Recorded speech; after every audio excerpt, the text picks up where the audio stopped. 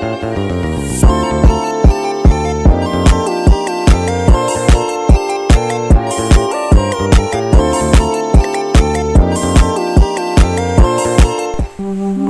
Kurap dan legenda Danau Rayo. Danau Rayo merupakan salah satu objek wisata di Provinsi Sumatera Selatan, tepatnya di kawasan hutan lindung Kabupaten Musirawas, di Desa Sungai Jernih, Kecamatan Muara Rupi. Danau Rayo memiliki luas sekitar 100 hektar dengan panorama yang indah dan air yang jernih. Di danau ini banyak ditemukan ikan jenis koi kuning, ikan arwana,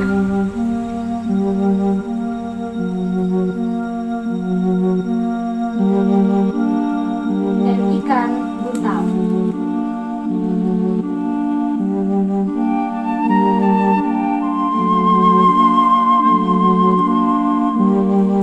Namun, siapa yang menyangka di balik kejernihan airnya, danau ini memiliki legenda yang masyhur yang bernama Bujang Kurap. Pada zaman dahulu, ada pemuda tampan yang sakti dan mandraguna. Salah satu kesaktiannya, ia bisa berubah wajah dari pemuda tampan menjadi pemuda yang buruk rupa. Kesaktiannya ini ia dilakukan untuk mengetahui sikap seseorang yang hanya menilai orang lain dari fisiknya, bukan dari kebaikan hatinya.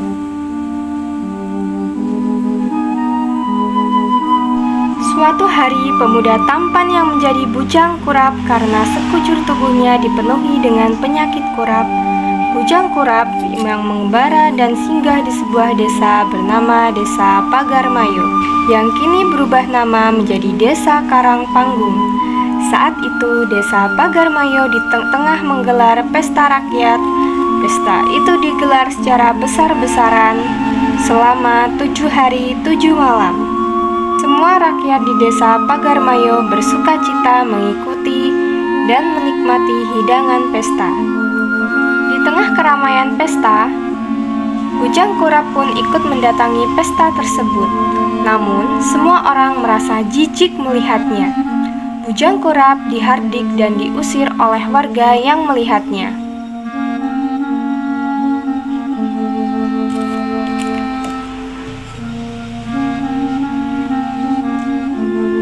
Hai anak muda berkurap, untuk apa kau datang kemari?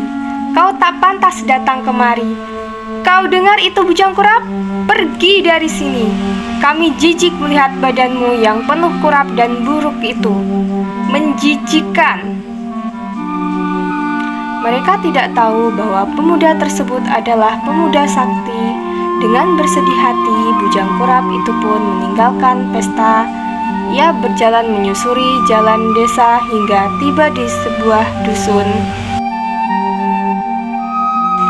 Di dusun itu ia mendapati seorang nenek tua bernama Nenek Bengkuang yang sedang duduk di depan rumahnya. "Nek, kenapa nenek tidak menghadiri pesta? Di sana semua warga hadir merayakan pesta." "Nenek sudah tua, tidak kuat berjalan jauh ke sana, Nak." "Baiklah, oh iya Nek, aku lapar sekali. Apakah nenek punya makanan?" "Maaf Nak, nenek tidak punya makanan apa-apa," jawab Nenek Bengkuang dengan wajah sedih. Pemuda itu pun segera mengeluarkan kesaktiannya.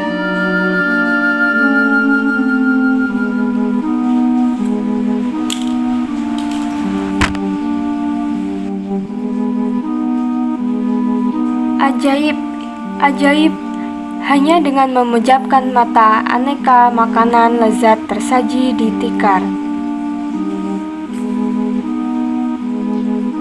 "Tidak usah khawatir, Nek. Jika nenek mau, di samping tikar nenek sudah ada makanan." Seraya menenangkan hati Nenek Bengkuang. Nenek Bengkuang kaget melihat banyak makanan enak tersaji di tikar. "Mari Nek, kita makan sama-sama." Sang nenek sudah merasa lapar karena tidak punya makanan, akhirnya ikut makan bersama Bujang Kurap. Selesai makan, Bujang Kurap meminjam sebuah pisau untuk membuat rakit.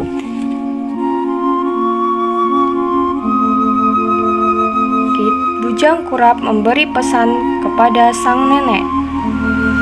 "Nek, apabila terjadi sesuatu, nenek naiklah di atas rakit ini. Rakit ini aku ikat di tiang rumah nenek."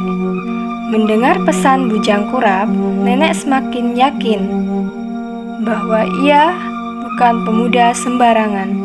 Setelah berpamitan pada nenek Uang, Bujang Kurap pun kembali menuju tempat pesta.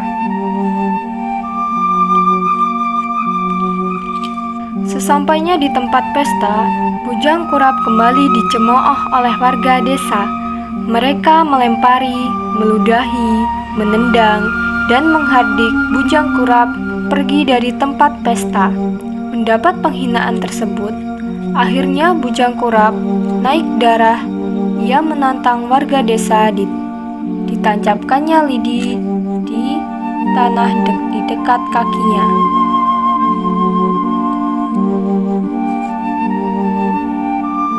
Orang-orang sombong, jika kalian berhasil mencabut lidi yang aku tancapkan ini, maka kalian boleh mengusirku dari tempat ini.